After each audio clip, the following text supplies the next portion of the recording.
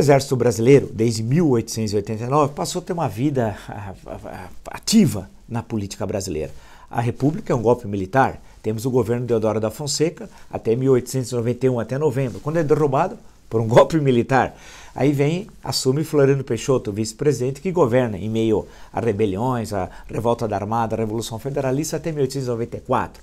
Dali para frente, temos vários momentos de presença militar na política e tentando golpes, como em 1897, em 5 de novembro, quando tentam assassinar Prudente de Moraes.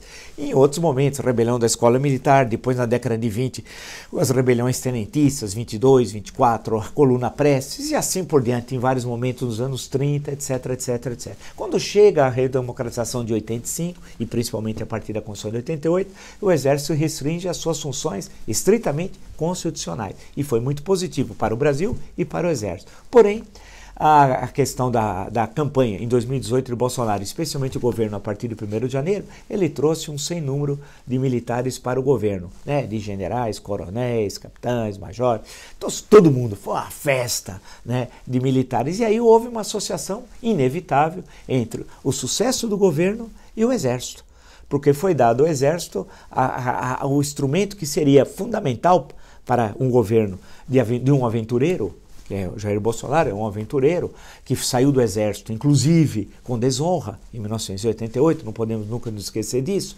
O Exército que seria uma espécie de sustentáculo administrativo moral para o governo Bolsonaro. Porém, isso não ocorreu. Ao invés do Bolsonaro, o Exército ser um instrumento de conter o Bolsonaro, ocorreu justamente o inverso. O Bolsonaro que passou de todas as ordens e humilhando os altos oficiais.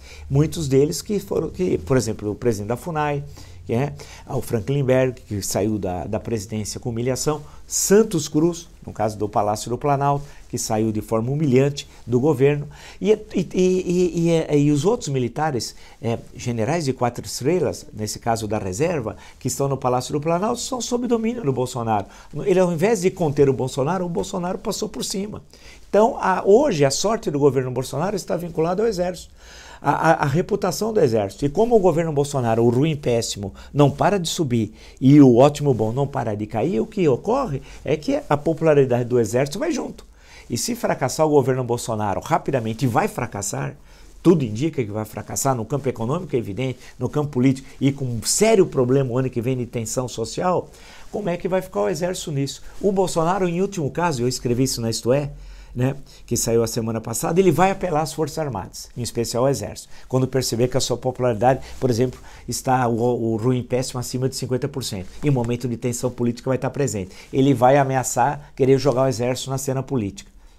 Vai jogar essa cartada. Tenho certeza que o alto comando do Exército não vai entrar na aventura do Bolsonaro, não vai apostar numa solução de força, e ele vai ficar sozinho, mas o Exército vai ficar maculado pela participação do governo neofascista. Exército que tem, entre outros grandes momentos da sua história, a luta da FEB, da Força Expedicionária Brasileira, dos pracinhas, na Itália, em 44, 45, lutando contra o nazifascismo, lutando, portanto, em defesa da liberdade. O duro, hoje, o Exército macular a sua história, aliado a um governo neofascista.